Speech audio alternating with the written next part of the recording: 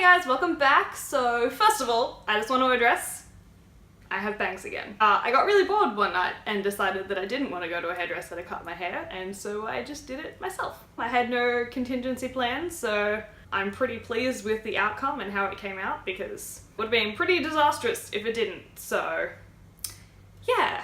Today I'm going to run you guys through my March to be read pile, which is, if I'm going to be honest, a little bit ambitious, but I am excited because I'm not making a video every day this month, or at least not trying to. So I'm not going to be sinking all of my time into trying to make videos and come up with videos, so I'll actually have time to read, which is so exciting. But yeah, so like I said, a little bit ambitious. I think I've got about 5 books to talk about today. Some of them are overlapping from last month because I didn't actually get to read them, but that's okay. And yeah, let's go through them now. So first of all, is the one that I don't have and I won't be able to read until a bit later in the month because it's not released until then, but it is Obsidian by Amy Kaufman and Jay Kristoff. I'm currently listening to the audiobooks of Illumine and Gemina well, I finished Illumine. I'm listening to the audiobook of Gemina to sort of re-familiarize myself with the world because I flew through them last time and so I didn't really remember what happened in great detail.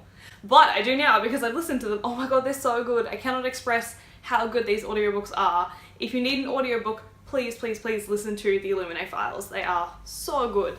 Like, they have like a full cast of characters. The way that it's done is really interesting because like the books themselves aren't in like a novel format. They're like a collection of different like files and stuff to explain an event. So it's really confusing if you try to think of like how they would translate that into audiobook, but they've done it so well. It is incredible. I highly recommend them. But yes, I will be reading Obsidian. I am so beyond excited. Like, this is probably one of my most anticipated releases this year. I can't decide if it's Obsidian or if it's A Queen of Air and Darkness are my two like biggest.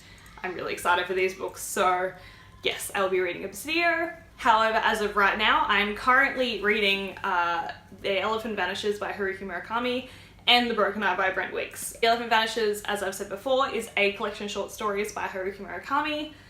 He is a Japanese author, but this is obviously written in English.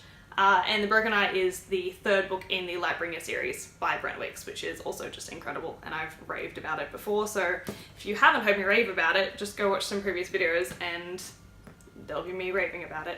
I've started both of these, and I am like, I don't know, a quarter of the way through this and like 5 pages into this. I meant to read these last month and I didn't quite get around to it. I didn't really have much time to read and I got really busy, so I didn't read much of these last month, but I will definitely finish both of them this month. This is where I'm starting, so I'm gonna hopefully get through these pretty quickly so I can get onto the rest of my pile because I'm so excited for Obsidian. I want to finish these before I buy Obsidian, so finishing these two before I think it's like the 13th of March is my goal. Wish me luck.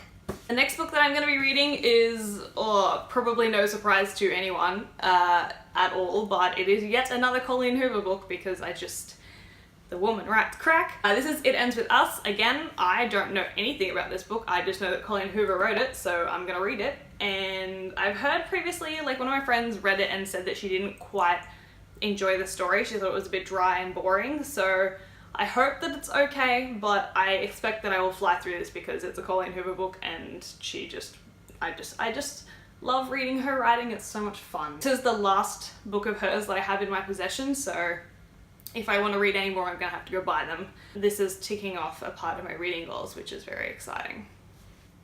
And the final book that I'm going to try to get to this month, I'm not sure if I will, but we're going to try, we're going to do our best, and it is The Dazzling Heights by Catherine McGee. This is the second book in the series that she's written. The first book is The Thousandth Floor and The Dazzling Heights is the second one. So this is about kind of like a futuristic world where everyone lives in this giant 1,000-floor tower, and the higher up in the tower you are, the higher social standing.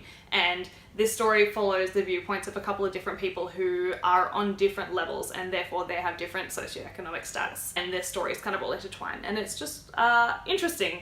I enjoyed the first book. I wasn't like a huge fan of it, but I'm interested to see where the story goes, so that's why I'm picking up this one. And that, my friends, is all the books that I will be attempting to read in March. I also am not sure how consistent I'm going to be in the next 2 months, maybe 3 months. I'm going to be really busy, so I might not be able to get some videos up, but I'm going to try my very best to continue to be consistent because Consistency is great. Yes, these are all of the books. Thank you so much for watching, guys. I hope you enjoyed this video. Let me know in the comments down below what you're going to be reading this month. I would love some recommendations. Again, I love recommendations. If you have them, hit me with them, please. And I don't need any more books to read, but like, I love finding books to read. It's fun. Anyway, so thank you so much for watching, everyone. I hope you're having a great day, and I'll see you next time.